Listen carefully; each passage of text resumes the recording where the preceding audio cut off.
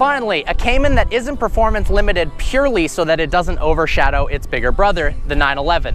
This is the result of enthusiasts screaming for the ultimate mid-engine, 6-speed manual track car. Finally, no more bullshit. We don't have a downsized engine just because this car is a Cayman. We've got the motor straight out of a 911 Carrera S. That means 385 horsepower and 310 pound-feet of torque out of a 3.8 liter flat six. This car is also equipped with a 6-speed manual transmission that is so beautiful. Oh my God. Porsche kills it with their manuals, and this is no exception. The linkage is so smooth. Everything is so tight. The throws are extremely short. I mean, if I can think of a perfect gearbox, this is it right here in the Cayman GT4. This car is all about weight savings. We've got a curb weight of under 3,000 pounds. That means this car is insanely fun in the twisties. Yeah, it's not as fast as a GT3 in a straight line, but this car grips so well. Part of that is thanks to the trickle-down economics that Porsche often does. We've got the front suspension from a GT3. We've got a motor from a Carrera S, and a steering wheel inspired by the 918 Spider. We're grabbing stuff from cars that typically are of an upper echelon to the Cayman and plopping them right down here in one of the most brilliant chassis ever created. Now, this is a mid-engine car, not a rear-engine car like the GT3, so you're more confident in the turns because you know that if you push it a little bit too far, this car is going to be really controllable if you lose it, whereas a GT3, because of all that weight in the back, once the momentum gets going, you're going to spin like a top. Oh yes, oh yes, oh yeah. The power doesn't really come on until the upper RPM range, but when you get up past 5,000, 6,000 RPMs, all the way up to its 7,500 RPM redline, oh my God, it feels quick and it sounds absolutely brilliant. My only gripe with the manual transmission is the gearing. While it's probably optimal for a racetrack, it doesn't really allow you to ring through the gears on the road. First gear goes 46 miles an hour, second gear goes 82.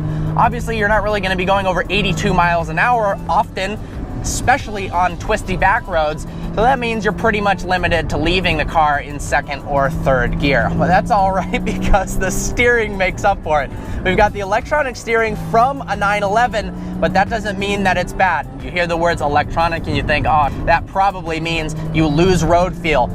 Absolutely not. This car is incredibly connected to the road. Oh my God. Listen to that exhaust. We've got the sports exhaust. And click the loud button and oh, that is what a flat six should sound like. Oh my.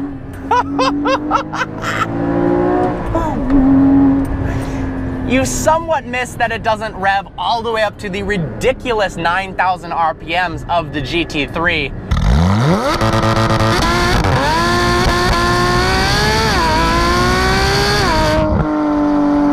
But unless you've driven one of those back to back to the Cayman GT4, you won't really regret your decision. If you're looking for a modern day man and machine all out enthusiast car, this is it right here. It is a very, very raw driving experience. Oh my God, the steering wheel is the perfect size. This is the Porsche Sport steering wheel that was derived from the 918 Spider, and man, does it give you the perfect control on the road. I wish the car was a little bit faster. I'll be honest there. Imagine if they put a GT3 motor inside of a Cayman GT4. How ridiculous would that be? You're not gonna have too much more fun than this in a tight, twisty back road. Oh my. I mean, can you see how much fun I'm having right now? This is unbelievable. The car comes standard with Michelin Pilot Sport Cup 2 tires, which are incredibly sticky. This car actually has Dunlops on it. That combined with 6-piston brakes in the front and 4 pistons in the rear means stopping and road control is just unbelievable. You've got the option for carbon ceramics. This car we're testing today does have the carbon ceramics. And you've got your typical Porsche options in the interior, of course a little bit limited because it is a Cayman GT4 and you don't care as much about it, but we've got some extended leather everywhere. That's one thing I love about this car. It's not just a balls to the wall, track focused car. It is, but it's also got the amenities inside that make it comfortable, and you're not compromising. You don't just have a car that, you know, a friend hops in and is like, what the hell, this is basically a bare carbon tub, you got nothing. You've actually got some decent amenities. It's so hot outside right now. I've got the AC going. Yeah, sure, you can do an air conditioning, radio delete and all that, but really, unless you're a professional driver, you're not gonna be shaving those extra 1/10 off of your lap time often enough to make up for having those little creature comforts that this car has. You've got a nice LCD display. I love the tachometer. You've got 3 round instrument displays, big center mounted tachometer. You've got a speedo in a position you can't even really see, but that doesn't matter. Now this is interesting. Clicking the sport button does not put the car in some sort of advanced sport mode.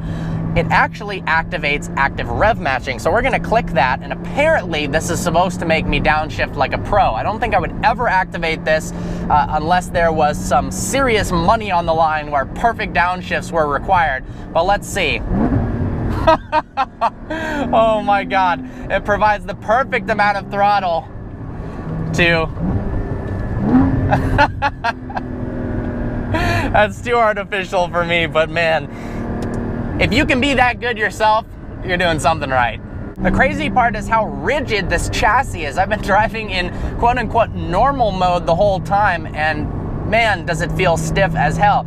We've activated sport mode for the suspension, and already you can tell instantly how much harder this car rides.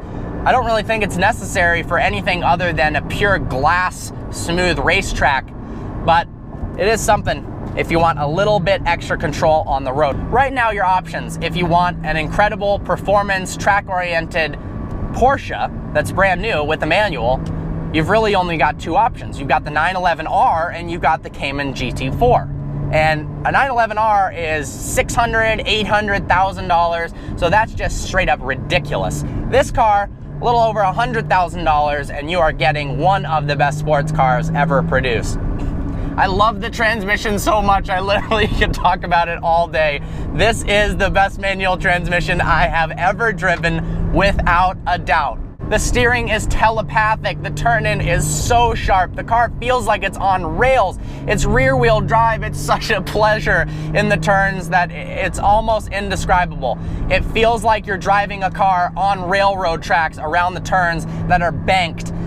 It almost feels like you can hit turns at any speed without losing it.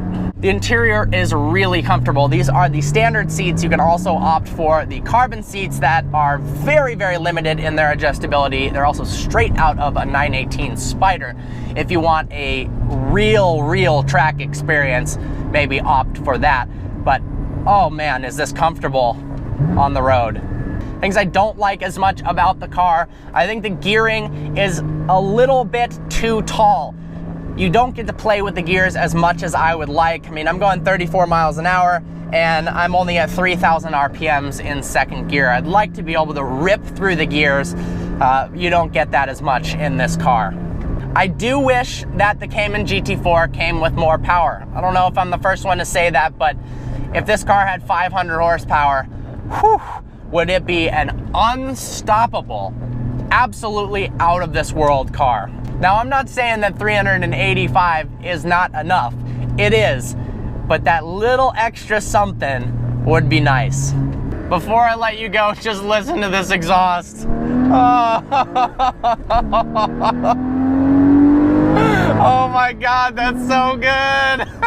I love this car. It's, poof.